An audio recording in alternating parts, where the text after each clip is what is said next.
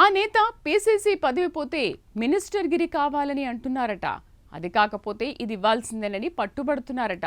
త్వరలో పీసీసీ మార్పు ఖాయమని జోరుగా ప్రచారం జరుగుతుండటంతో ప్రస్తుత పీసీసీ దూకుడు పెంచినట్టు తెలుస్తోంది. ఈ క్రమంలోనే తాను ఎక్కడా వివాదాలకు స్పేస్ ఇవ్వకుండా కేర్ తీసుకుంటున్నారని అంటున్నారు. ఈ పదవి పోతే ఆ పదవి కావాలని ఎందుకు అంటున్నారు? బీసీ కోటాలో మినిస్టర్ పోస్ట్ వస్తుందని భావిస్తున్నారా? ఇంతకీ తెర చాటు తెర వెనక పెద్దన్న ప్లాన్ ఏంటి? Let's watch this story.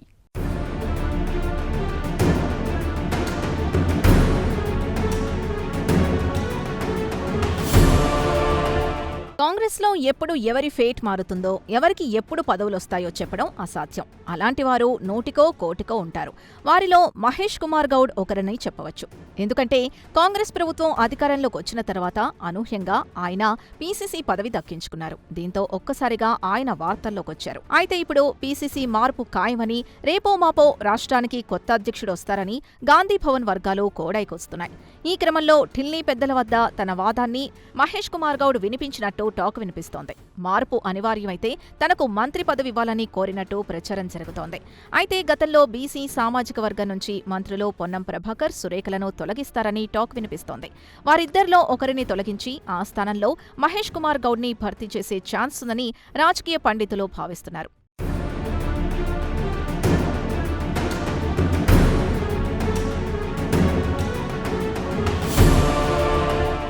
అయితే తెలంగాణ అసెంబ్లీ ఎన్నిక ముందు కాంగ్రెస్ పార్టీ బీసీ నినాదాన్ని తీసుకొచ్చింది. తాము అధికారంలోకొస్తే బీసీలకు స్థానిక సంస్థల్లో 42% రిజర్వేషన్లు, బీసీ సబ్ ప్లాన్ చట్టబద్ధతతో పాటు మరికొన్ని హామీలిచ్చింది. రాష్ట్రంలో కాంగ్రెస్లో అధికారం చేపట్టిన తర్వాత ఆ దిశగానే ప్రభుత్వం ముందుకు పోతోంది. ఇందులో భాగంగానే అసెంబ్లీలో బీసీ బిల్లును ప్రవేశపెట్టింది. అన్ని పార్టీల మద్దతు కూడగట్టడంలో సక్సెస్ అయింది. అంతేకాకుండా స్థానిక సంస్థల ఎన్నికల్లో పార్టీ పరంగా బీసీలకు రిజర్వేషన్లను కల్పించింది. ఇలా తెలంగాణలో కాంగ్రెస్ బీసీ నినాదాన్ని వినిపిస్తున్న సమయంలో తాను ఏదో ఒక ముఖ్యమైన పదవిలో కొనసాగుతానని మహేష్ కుమార్ గౌడ్ భావిస్తున్నారు. దీంతో ఆయనకు మినిస్టర్ పోస్ట్ పక్కా అని మహేష్ అనుచరగణం ప్రచారం చేస్తోంది.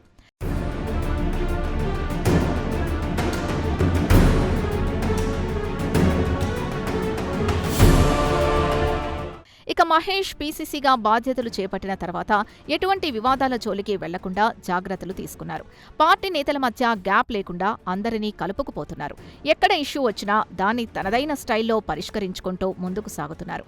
ఇక పీసీసీ బాధ్యతలు చేపట్టిన తర్వాత వచ్చిన కంటోన్మెంట్, జూబ్లీహిల్స్ ఉప ఎన్నికల్లో మహేష్ విజయం సాధించారు. ఇక ఆ తర్వాత జరిగిన సర్పంచ్, మున్సిపల్ ఎన్నికల్లోనూ తన మార్కు చూపించారు. ఇలా అన్ని ఎన్నికల్లో తాను విజయం సాధించానని, ఇదంతా తన క్రెడిటేనని మహేష్ కుమార్ గౌడ్ చెప్పుకొస్తున్నారు. మరోవైపు ఎన్నికలు ఏమైనా, పార్టీలో ఎంత పెద్ద ఇష్యూ అయినా దాన్ని డీల్ చేయడంలో తమ నాయకుడు దిట్ట అని, ఈ ఘనత ఆయనకే దక్కుతుందని మహేష్ అనుచరులు అంటున్నారు.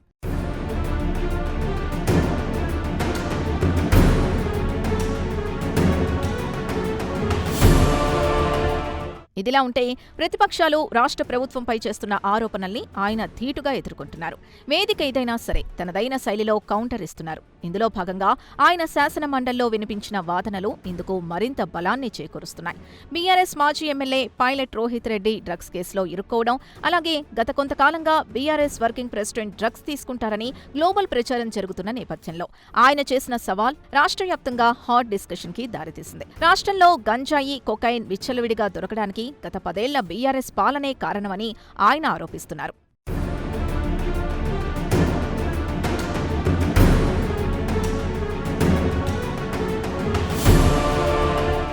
ఇక డ్రగ్ టెస్టులకు ముఖ్యమంత్రి రేవంత్ రెడ్డి సిద్ధంగా ఉన్నారని, మరి ప్రతిపక్ష నేత కేసీఆర్, కేటీఆర్ ముందుకొస్తారా అని ఆయన ఓపెన్ ఛాలెంజ్ విసిరారు. మీరు అంగీకరిస్తే రేపే ముహూర్తం పెడదాం, ముఖ్యమంత్రిని ఒప్పించే బాధ్యత నాది అని సవాల్ చేశారు. ప్రజాప్రతినిధులందరూ పరీక్షలు చేయించుకొని సమాజానికి మంచి సందేశం ఇవ్వాలని కోరారు. ఒక రకంగా ఇది రేవంత్కు సవాల్గా మారిందని, ఇందులో సీఎం రేవంత్ రెడ్డిని ఇరికించారని అంటున్నారు. తమ చిత్తశుద్ధి ఏంటో ప్రజలకు నిరూపించుకునేందుకు మహేష్ సిద్ధమయ్యారని చెప్పవచ్చు. మరోవైపు ఈ కేసులో బీఆర్ఎస్ స్టాండ్ ఏంటో రాష్ట్రానికి తెలిపే ప్రయత్నం చేశారు. డ్రగ్ కేసులో కాంగ్రెస్ ఛాలెంజ్ చేసిన గులాబీ పార్టీని ఇరుకున పెట్టేలా ఉందని రాజకీయ పండితులు అంటున్నారు. మొత్తానికి మండలిలో మహేష్ కుమార్ గౌడ్ విసిరిన ఈ డ్రగ్ టెస్ట్ ఛాలెంజ్ ఇప్పుడు తెలంగాణ రాజకీయాల్ని ఒక్కసారిగా వేడెక్కించాయి.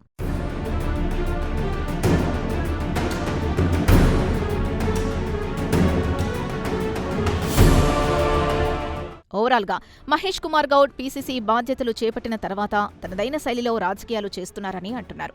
ఇటు సొంత పార్టీ నేతల్ని కోఆర్డినేట్ చేస్తూ ప్రతిపక్షాల విమర్శల్ని ఎదుర్కోవడంలో ఆయన సక్సెస్ అయ్యారని మహేష్ క్యాడర్ అంటున్నారు. ప్రతిపక్షం ఎత్తులకు పై ఎత్తులు వేస్తూ వారిని ఉక్కిరిబిక్కిరి చేస్తున్నారని అభిప్రాయం వ్యక్తం చేస్తున్నారు. ఈ క్రమంలోనే ఆయన పీసీసీ కాకపోతే మంత్రి పదవి ఇవ్వాల్సిందేనని పట్టుబడుతున్నట్టు తెలుస్తోంది. మరి ఆయన్నే పీసీసీగా కంటిన్యూ చేస్తారా, లేక ఆ పదవి వేరే వారికి అప్పగించి మంత్రిగా ఛాన్స్ ఇస్తారా? మహేష్ విషయంలో ఏం జరుగుతుందో తెలియాలంటే మరికొన్ని రోజులు వెయిట్ చేయాల్సిందే.